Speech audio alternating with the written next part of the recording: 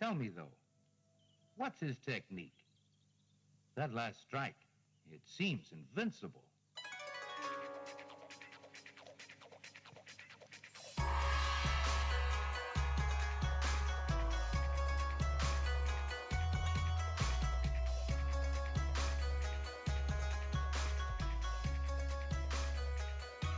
Hello, and welcome to Sons of the Dragon, the Immortal Iron Fist podcast. My name is Connor and Karl. I'm Karl Stout. And today we are covering Iron Fist number 3, The Living Weapon versus the Atomic Man. And the title is The City's Not for Burning, which is probably the worst title the series has had to date. That's because it takes place in England and they talk funny. Hey, this city here, it's not for burning, mate. They talk a bit too funny in this comic, I think. Well, the one cop especially. Yeah. Who is getting the typical fish and chips because that's apparently all anybody eats in England. Yeah, I found that quite odd. So are we going to discuss the more people?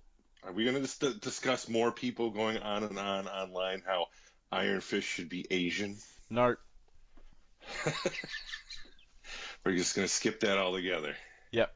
But we are going to, a showrunner got announced, which is quite good news. Yes. We have a showrunner. It's all coming together. Yep. So this came out February 1976, and nothing I could find was really happening. Neither could I. Yeah. Alright, so let's just start with the cover page. So now, yep. I have to ask this because you are. I'm looking in the original issue. Yep. And you are in the Super Deluxe Limited Edition Volume 2 Masterworks. Yep. Did they forget to color his bottom lip in your version also? Iron Fist bottom lip? Yep. I don't think so. Now, are we talking about the cover or are we talking about the first page? Because I'm talking about the first page. Yeah, there's a bit. I think that might be deliberate, though. I'm not sure. Yeah, but his upper lip is colored. That's true. Yeah, no, it's not colored here. It's just and then he's got white Humvee. teeth and white bottom lip for some unknown reason. So that's a script. All right, back to the cover. I love this cover. Oh yeah, it's I love great. this issue. I think I own more copies of this issue than all of my other stuff because I have multiple copies. Iron Fist has been my favorite forever. I'm 44 years old. If I saw an issue of Iron Fist and it was under $5, I usually grabbed it. Yeah. And I'm not even joking. I think I have like 8 copies of this issue. It's a good issue. It's got a powerful cover. It's got a lot of action going on. We got a great like right cross / uppercut thing kind of going while he's leaping through the air. Yeah. We actually have the artist and inker credited for the first time on a cover. Yep. And the cover's quite chaotic. Yep. Well. And we did find out that it looks like Gil Kane did many of the uncredited covers off of the premiere run. Yep. Now, obviously, I don't think Gil Kane carried over into this Iron Fist run, but they're not being drawn by John Byrne. He does pick them up later on, but so far he has not done a cover, and this one is actually marked with Keith Pollard and A. Jansen in 1975. Yeah. I wonder if that's our friend Klaus Jansen. I don't know, unfortunately. So, yes, so Misty is unconscious in the background, and the little girl is screaming at all this madness going on, and there's this giant guy in a metal suit with a red mask with a wide shaped yellow hole thing, and he's firing his beams, and Iron Fist is leaping towards him saying, "You won't hurt that little girl, Ravager, not while Iron Fist is alive to stop you." And Ravager retorts, "Alright then, hero, you'll just have to die." And it looks like there's a big wreckage in the background, and there's lots of fire everywhere. And it's a great cover. Yes. Really good cover. Fantastic cover, and the typical I have to announce my superhero name while I'm kicking your butt. Oh, yeah. Every 70s cover. Goes hand in hand. All right, I'm trying to see if I can find out. Hold on. Mm-hmm. You are right. Klaus. Awesome. I found it on eBay.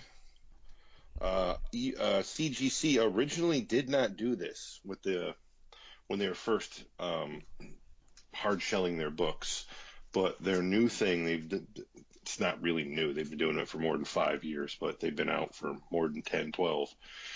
Is they put a little bit of information on the top thing, and that's what I actually did. I looked up Iron Fist CGC book, and I actually had to look at 5 different ones before I found one of the newer ones that listed the fact that it was Klaus and Keith on the cover.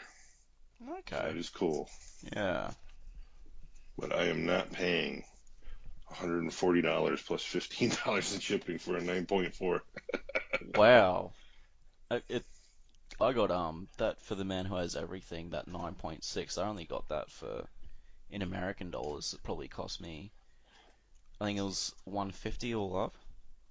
So that's actually cheaper than this obscure issue of Iron Fist. And that's a freaking Alan Moore and Dave Gibbons comic. Mm-hmm. Mm. Oh yeah, it's CGC is a whole weird game. The whole, graded hard-shelled books. 1 month it can go for $400, and 2 months later you can pick it up for $35. Mm. So it's a way. I mean, you saw that I just picked up Marvel Premiere number 17, a 9.6. I got that shipped to my house for $47. I can go back and find auctions that same book and that same rating ended for 180. Huh. Wow. Hmm. So this first page is really good, except for a couple of flaws. So it starts off with a plane flying into, well, Heathrow/London Airport, and there's a soldier outside with a Humvee, and Iron Fist's face is covering the whole page, but it's a bit transparent with only certain bits coloured. So like his eyes are coloured and the bits around his eyes are coloured. His lower jaw is somewhat coloured, but as Carl pointed out before, his lower lip is coloured white. So when I looked closely at it, I thought he had 3 sets of teeth.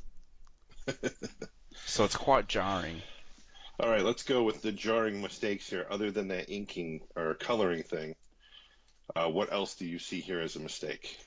Well, I mean, that "Welcome to Heathrow London Airport" sign is just awful, but that's probably not a mistake. What else is a... The soldier, look at the soldier. I'm not... Oh, wait, is it his helmet strap? Mm-mm. Oh, because that's way too high. Looks like it's at his nose. Well, I think they're trying to go with the whole British soldier thing where the strap actually rested underneath their bottom lip. It wasn't under their chin. Oh, okay. I can't. You have to tell me. Because remember, John Byrne actually is British. Yeah. Why in God's name would a soldier, for one, guarding an airport, Yeah, that is... have his baton on, or not his baton, his bayonet rather? Yeah. Bayonets usually weren't strapped to the front of your gun unless you were either out of bullets, because then you were making yourself a spear. Yep. Or you were going into close quarter combat where not only could you be firing your gun, but the person could be 2 feet away from you. Yep. So you could also stab him. Someone on patrol of a fence would not have brandished. I just assumed they were going for flavor, really. Like, look, we're in a different country. Hoo hoo hoo. So the paragraph at the top is the same. Yep, they There, kept that the same. there's a couple of text boxes. You are Iron Fist and you have come to London to save the life of a friend. You may also have come here to die. And Iron Dun, dun, Fist's dun. facial expression is quite angry, yet determined, if we ignore the 3 sets of teeth. And Chris Claremont is again the author, John Burns the artist, oh man, Chiramonte. is the inker, Dave Hunt is the letterer, Don Warfield is the colorist, Marv Wolfman is the editor. Marv. Yay! So on to the next couple pages. All right, we get a shot at the crew of the airplane, and by that I mean pilot and co-pilot. Yep. They give us a quick description of who they are, what their home life is, Yep. how long the co-pilot will be in the hospital before she recovers, and then they're pretty much screaming that they can't see. There's a beam, my eyes, and in an instant it's over. The beam of blue-white slices across the 747's landing gear, slagging. If anyone doesn't know what that term means, it's when, in welding, it's when metal actually almost turns to liquid in puddles. Slagging titanium steel in an instant. And I want everyone to think about what that is. This beam that just hit this plane just turned titanium to slag. And it's very important for some stuff that goes down later. Also, it mentions that the pilot will never see his family again, so he dies in the crash. Yes. Yeah. And the giant airliner stumbles, falls, and dies. And that panel where the airliner crashes is really good, I thought. And it's very reminiscent of kind of what's going on in the back of the cover. Yeah. Not the back page of the cover, the back of the action that's taking place on the cover. And then we go inside the plane, where one guy is apparently still sleeping. Or he just, went in his pants. Yeah. That expression could be one of either ways. Could be and indigestion as well. There, of course, is chaos going on inside. And your favorite person decides to take charge of the situation. That favorite person being Misty Knight. Oh, she's doing well so far. Let's see how she goes for the rest of the issue. Dropping more lines straight out of Spider-Man, calling him Tiger. There's no good book, at least. Yes, there is no mention of the good book in this issue. But Tiger, no good book and no bub, but we do have Tiger still. Yeah. Colleen's not here, so we can't have any first-run Wolverine lines. Yeah. There should be a what if Colleen Wing actually was Wolverine. Why does it have to be what if? That is true. Wolverine's a female now. It could be Colleen Wing. Logan is actually a male clone of Colleen Wing. He just doesn't know it. Wow. That'd probably be that would make more sense than some of the other twists in Wolverine's stories. But why does he have to be white? Oh my god. Well, he's Canadian. They're pretty white, right? Yeah, I don't understand. Here's another thing I don't understand. The airplane is Canadian Air. Why did they go from New York to Canada to fly to Europe? Well, maybe they just took a Canadian airline from the New York airport because, well, there were cheap tickets. John Byrne hates Canadians. Does he? I don't know. Oh, okay. Well, it's sad that I thought that might have been true. John Byrne probably hates a lot of people. Oh, yeah. It's mutual. Yeah. So there's a lot of second-person narrating going on. So let's be on here. Colleen takes control of the situation, Misty takes control of the situation, saying, "We're in trouble. This went down hard. There could be gas and fuel everywhere. We've got to get out before this thing becomes a bomb." And then she pretty much, instead of opening the emergency door. All right, so instead of Colleen opening the emergency exit Misty. door, Misty Sorry. opening the emergency exit door, she punches through the glass, and it's commented on. The window is double layered plastic, supposedly unbreakable, yet Misty Knight shatters it with one blow. Now, this is questionable.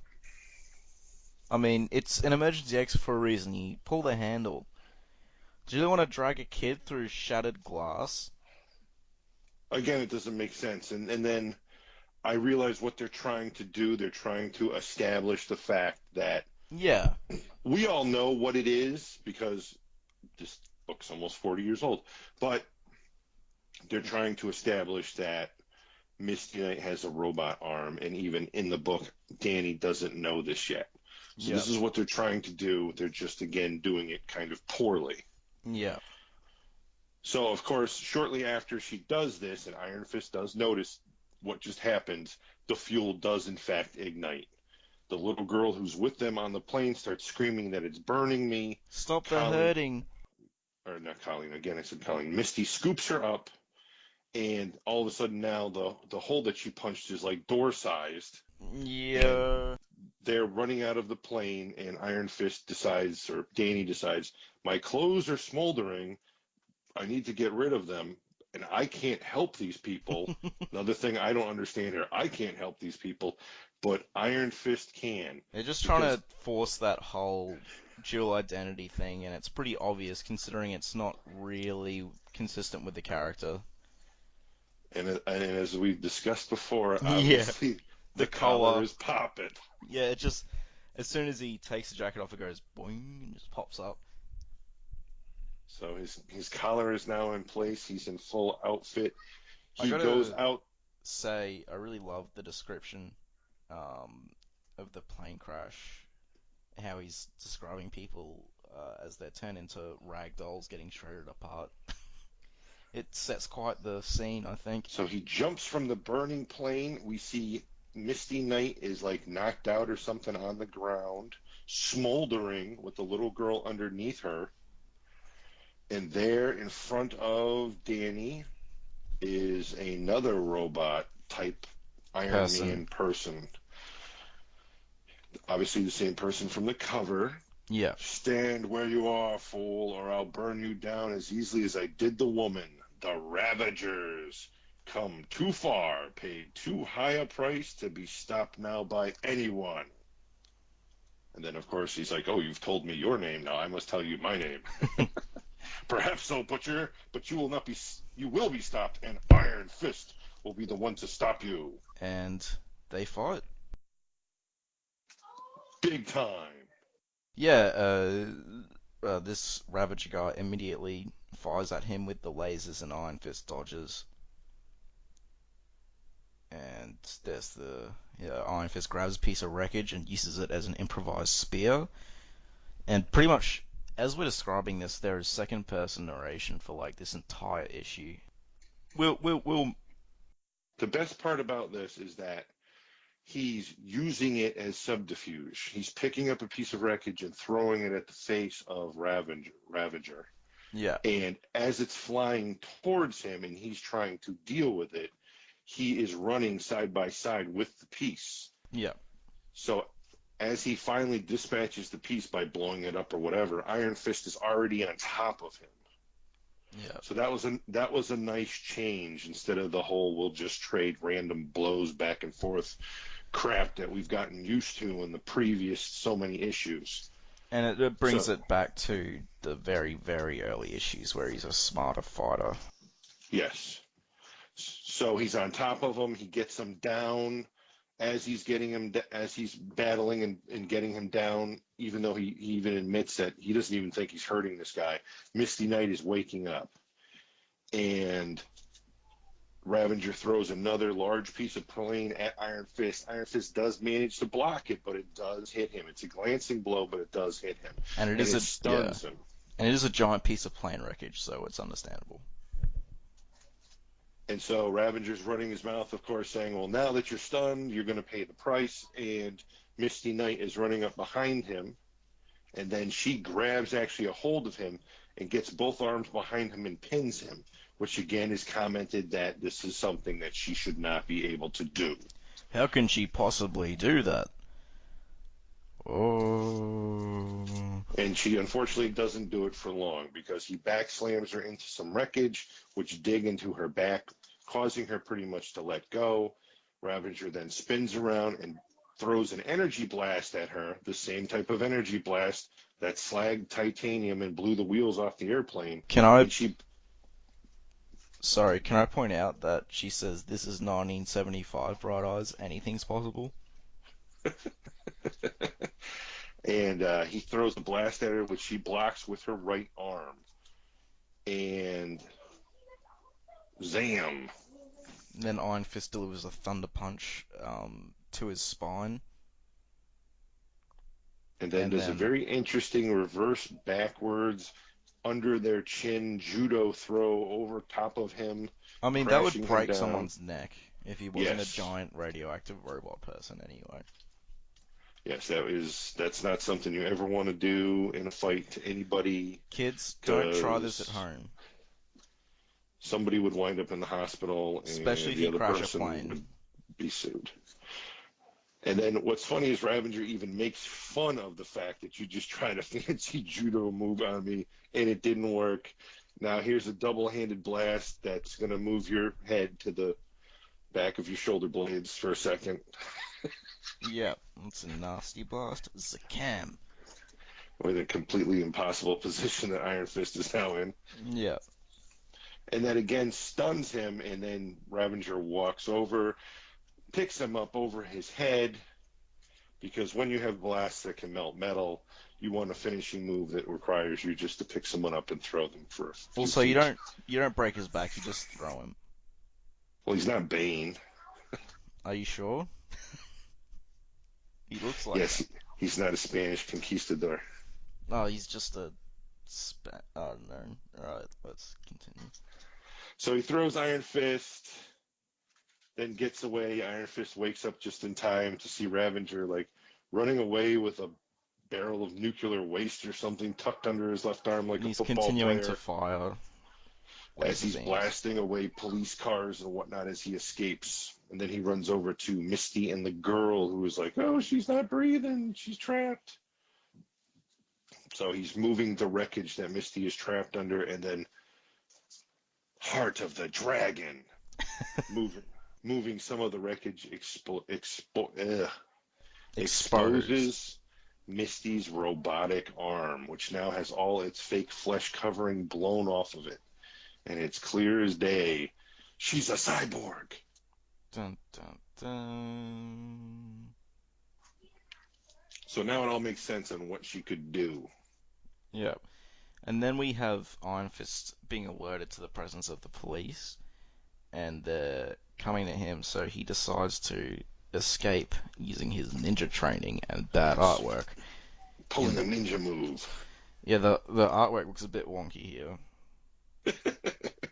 There again is a couple panels in this book that I don't think Byrne did. Yeah, and his color changes as well. And look, I'm not gonna focus on that. There's just too many. They're a bad couple of panels, is what I'll say. Yeah, but they're tiny panels, so we'll give it some slack.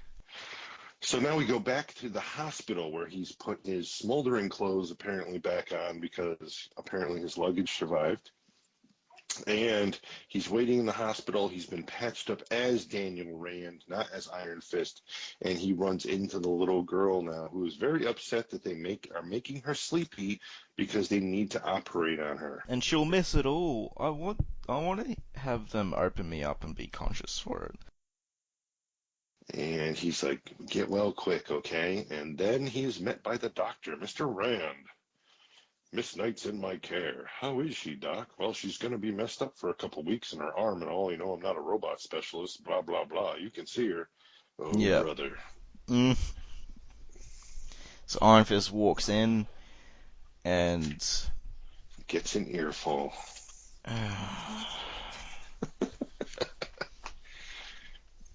Misty lays ultimate guilt trip on Danny in these 2 pages. Well, let's get the pleasantries. Like she's not laying into him straight away. She's going, No, not hey. straight away. First, it's like, hey, what's going on? I'm going to be in here for a little while, which means you'll have to find Colleen on your own. Then Iron Fist And then mentions, I'd like to go this is after the where it goes Ravager. bad. Iron Fist mentions he'd like to go after the Ravager and stop him before he hurts any more people, which is a pretty legitimate thing considering he just crashed a full airline. And Right. now Misty goes nuts. Yep. Just like that, huh? What happens to Colleen while you're off doing your superhero number, huh? You just gonna let her rot? She needs you, man. She needs your help. These people need my help. Don't you understand, Misty? The Ravager can tear London apart, and there's not a man here who can stop him. But I can. Well, unless Spider-Man's in London, but I don't think he is at this point, so... Well, where's Captain Britain? What the hell? Captain Britain's useless. He's in some other part of Britain, I guess. You can take the hate mail for that one, mister. I didn't mean it. I haven't read any Captain Britain. I'm sorry. Don't. It's actually good stuff. Yeah? Yes. I have skills, abilities, powers that no one else here has. And with great power comes great responsibility. Did he say that? With those powers comes a responsibility. Well, he's right. Pretty much same thing. And Colleen goes down the tubes, huh? You owe her, Danny, her and her father both, more than you can ever repay. A debt, man, and you pay your debts in full. Once they're paid, then you can save the world. You got that, Danny? Yeah, I'll see you later, Misty. I like how she's guilt-tripping him and, oh, you're selfish and stuff. And it's like, well, he's putting his own friend, his own needs aside so he can help people he doesn't even know, and he's getting lectured for that. This is what he has to deal with. What? This is Misty Knight, people. Enjoy. That's not right. Alright, not Savior, that's a bit... But so he's brewing this over as he's walking down the hallway in the hospital and seeing all the people that pretty much were messed up near death or died in the airplane crash that Ravager caused. And then to top it all off, a nurse comes out of the elevator saying, "One more for the morgue, Harry." And he goes, "Oh, God, no, not her, not her. Doctor, the little girl, is she?" "Yeah, we lost her on the table. Afraid, poor little tyke, she never really had a chance. Was she a friend of yours?" "No, I didn't even know her name." This panel's odd. That comes up after. Where he goes, "I know the man who killed her, and I'm going to stop him or die trying." His face looks strange. A bit. Just the hair.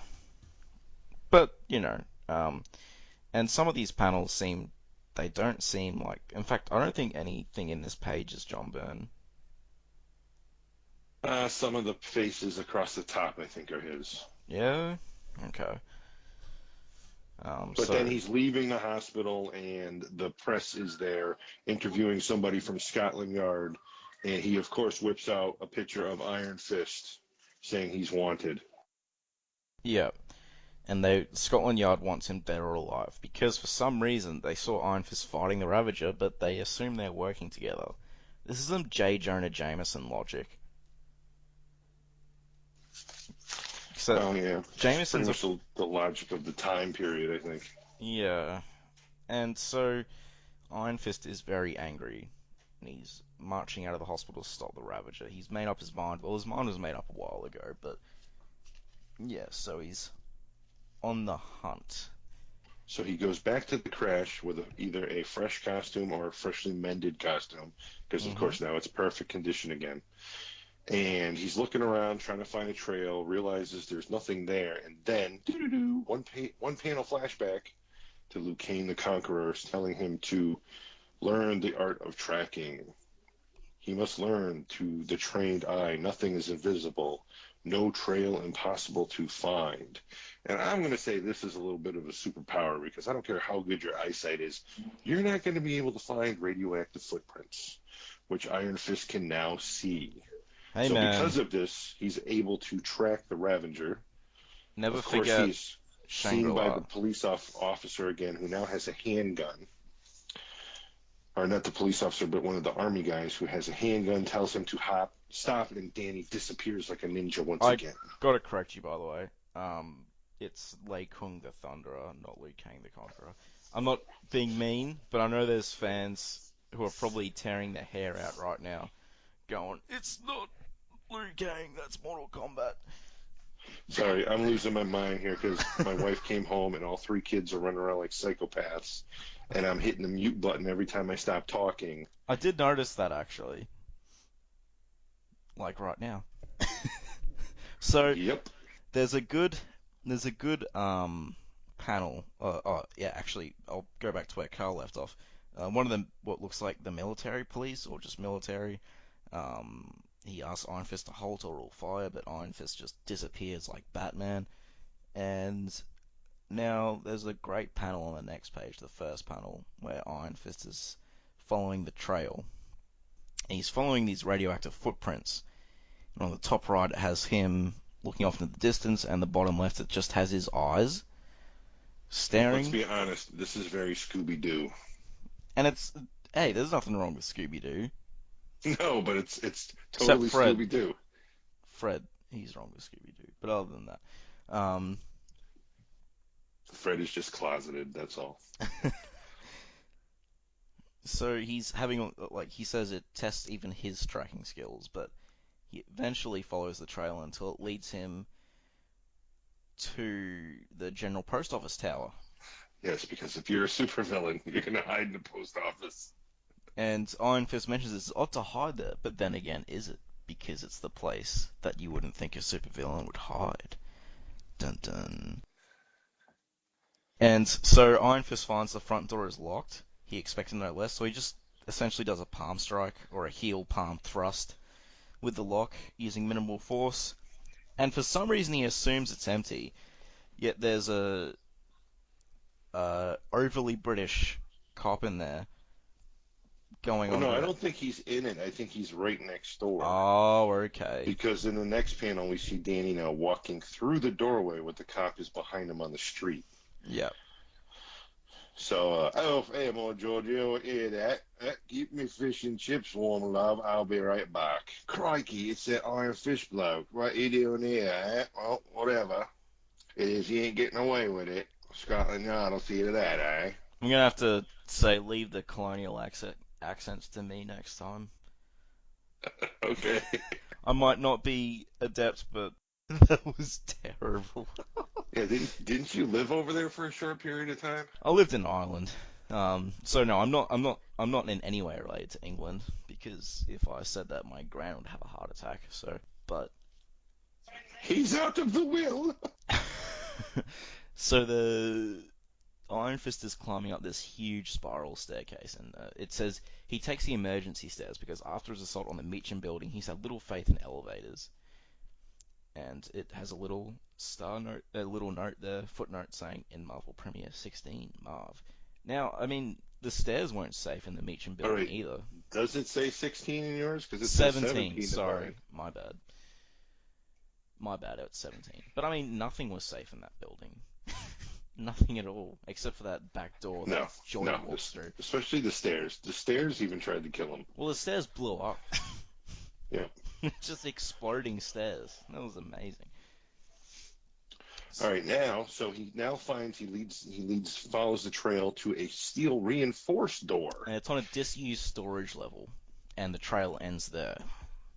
And this time he is forced to use a thunder kick to bust open the enforced steel door. Which is pretty impressive. So now we've gone from a simple palm strike blowing out the lock of the front door of a major building.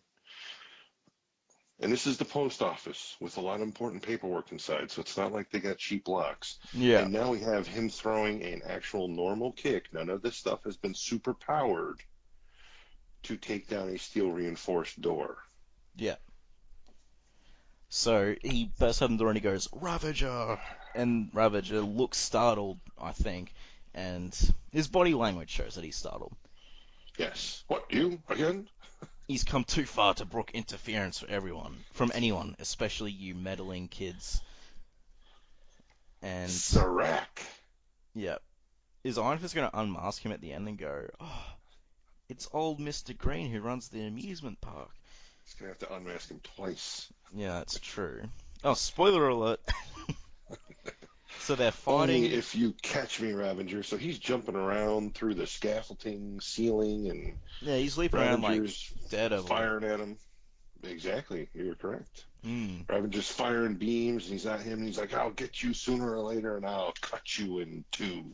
And Iron Fist lands on his head and does a double a double chop sort of strike to his neck. And Ravager topples down, but he's far from out. No, he's right back up, and he's like, normally that attack would have killed a man, but his body armor merely blunted its force. So the Ravager doesn't have any martial technique, Iron Fist comments, but he just has incredible power backed by incredible fury.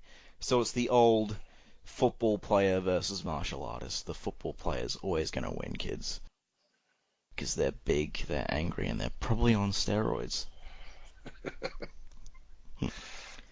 So their testicles are the size of raisins. Oh my god. So Iron Fist delivers a double smashing, a double hammer blow to both of his wrists, and he shatters the wrist casing. Right, basically the mechanisms that have been firing the blasts from his hands, Iron Fist smashes. Yep, and that is causing some instability. Right. You fool, what have you done? Ravager is freaking out. Without my wrist beams, my power has no safety valve. It'll begin building up to overload. Curse you, Iron Fist. Your stupid heroics have destroyed the work of a lifetime, and they're destroying me. And we have a good panel up here. Yep, and now he's glowing. Although Ravager does look quite a bit bigger than he usually does. But maybe that's he's glowing just him and expanding. growing. Yep. And now Iron Fist activates the Iron Fist. Gather his will, his chi, and focus it into your right hand until that hand begins to smolder, to glow, until it becomes like unto a thing of iron, and then you strike. Are we going to discuss that Danny's kind of doing the whole thumb across the chin Bruce Lee move in that top panel? Oh yeah, he is a bit. I guess when I first saw it, I assumed he was just rubbing his face because he was bleeding or something, I don't know, but I think you're right. So he charges up his fist and he lands the strike dead center, sternum of Ravager. Chakow! And now Ravager's armor is coming undone a bit, and Ravager is monologuing about how Iron Fist's super punch has essentially ruined everything. His power's going out of control, So he takes off his costume and he goes, which now apparently appears to be out of fabric. At least his mask does. Yeah. Now you, Iron Fist, that Ravager is no more. In his place stands power incarnate. The power of the raging atom. The power of Radon, the atomic man. Okay, you do this one.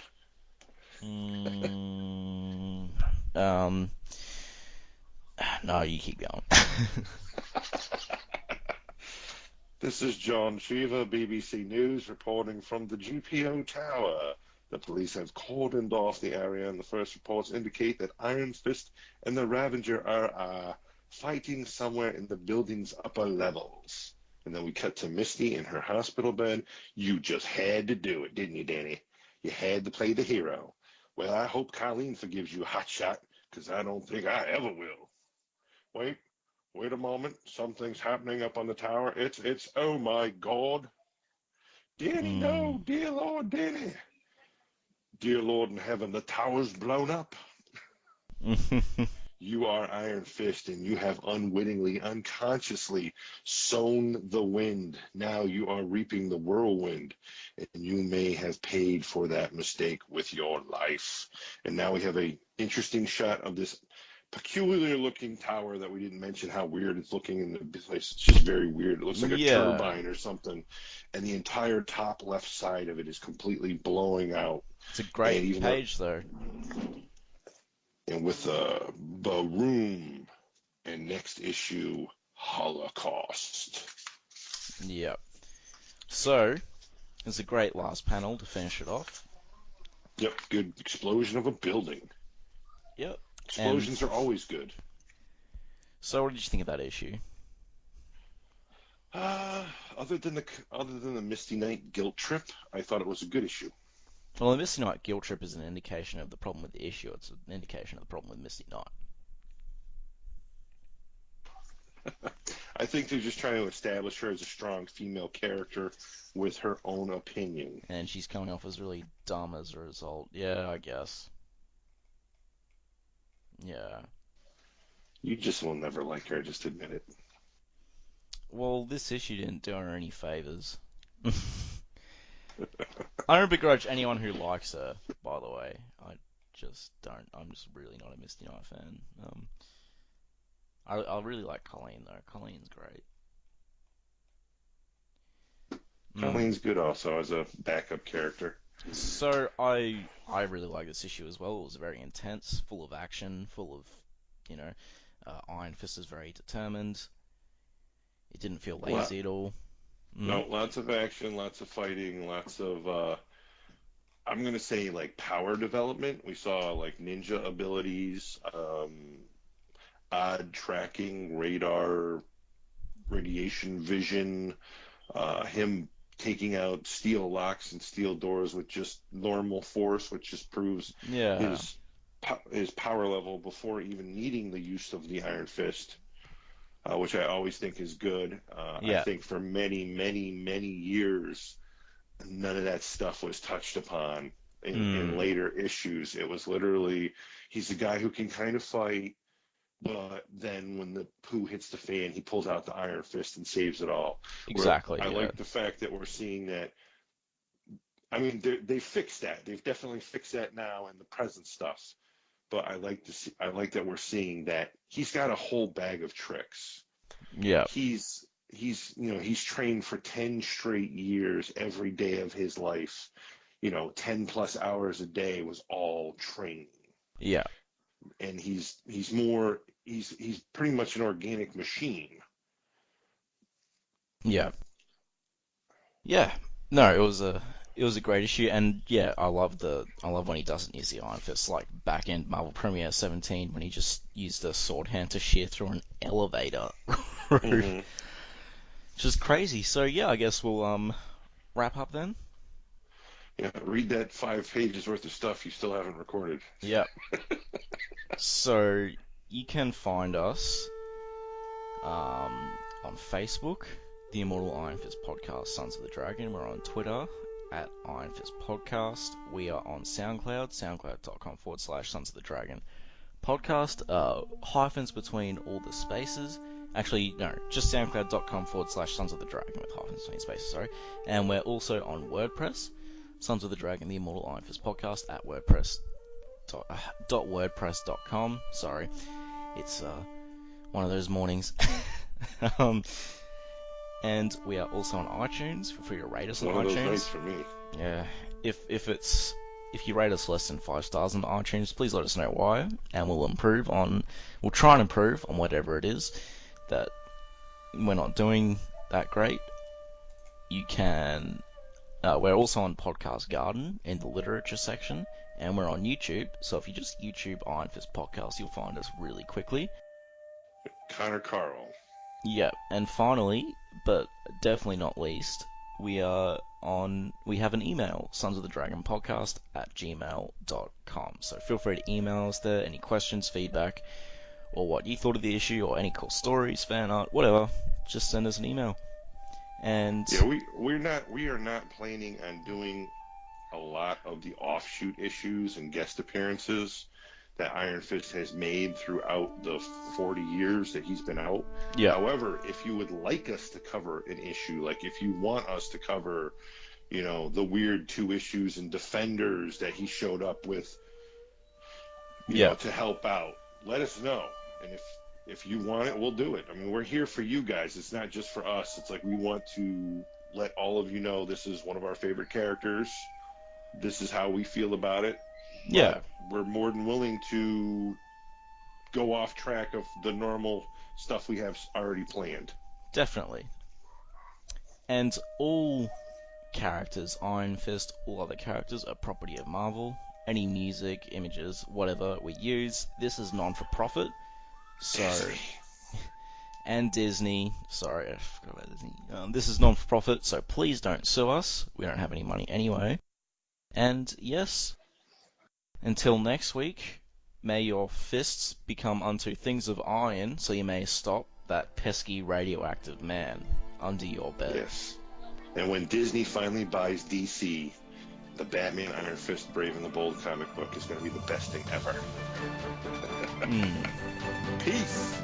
Peace.